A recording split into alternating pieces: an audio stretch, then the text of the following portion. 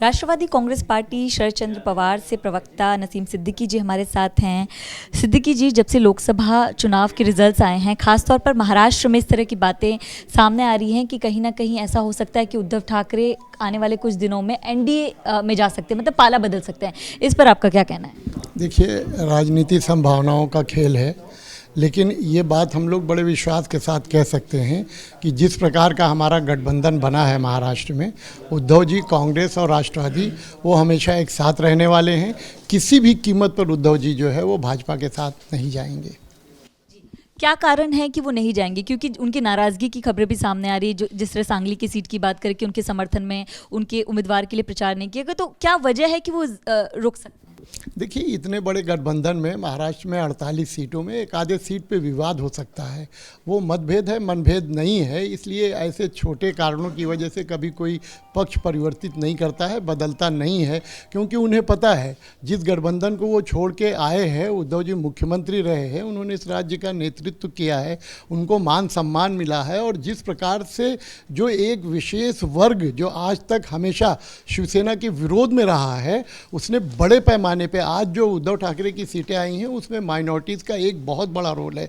बल्कि मैं तो ये कहूँगा पूरे महाराष्ट्र में जो सीटें आई हैं आज, जो हम लोगों की 29 सीटें, उनमें महाराष्ट्र में माइनॉरिटीज़ ने एक तरफा जो है वो गठबंधन को वोट किया है। सिर्फ एक जगह जहां वोट नहीं किया उन्होंने, औरंगाबाद, उसके कारण जो है वो हम लोगों की सीट वहां गिर गई। आपको लगता है कि जिस तरह पार्टी का नाम बदला गया, सिंबल बदला गया, जिस तरह का माहौल महाराष्ट्र में था, वो कहीं ना कहीं बड़ी वजह बनी है एनडीए के हार की और आप लोगों की जीत?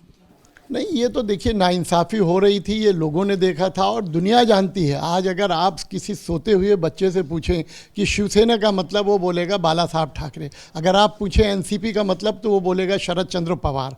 तो जिस प्रकार से सिंबल छीना गया, जिस प्रकार से बेईमानी की गई, जिस प्रकार से चुनाव आयोग को हाथ में लेकर दोनों पार्टियों को जो है नकली बताने का प्रयत्न किया गया, जनता ने साबित कर दिया। 4 जून को रिजल्ट आ गया, असली कौन है और नकली कौन है ये पूरे देश ने जान लिया।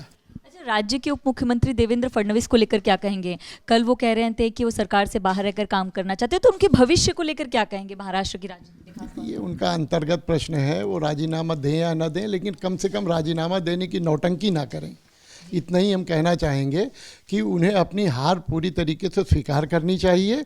और इसके लिए वो नहीं, बल्कि ये मोदी जी की हार है, क्योंकि ये हमेशा बीजेपी एक ही बात कहती थी कि उम्मीदवार को ना देखें, नरेंद्र मोदी के चेहरे को देखकर वोट दें। इसका मतलब है कि महाराष्ट्र की जनता ने as a prime minister of India Narendra Modi को ठुकराने का काम किया है।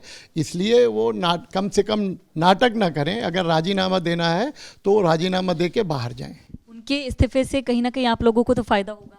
नहीं, देखिए, उनके इस्तीफे से हमको फ़ायदा होगा नहीं होगा, हम तो हमारे कार्यकर्ताओं के बलबूते पे और अपनी नीति के बलबूते पे माननीय पवार साहब के नेतृत्व को पूरे महाराष्ट्र ने स्वीकार किया है, ये सबको मानना होगा। तो उनके राजनीति में इस्तीफा देने न देने से हमको लाभ और हानि का कोई आकलन नहीं होगा। कैमरा पर्सन धर्मेंद्र पांडे के साथ मैं नम्रता दुबे, एबीपी न्यूज़ मुंबई।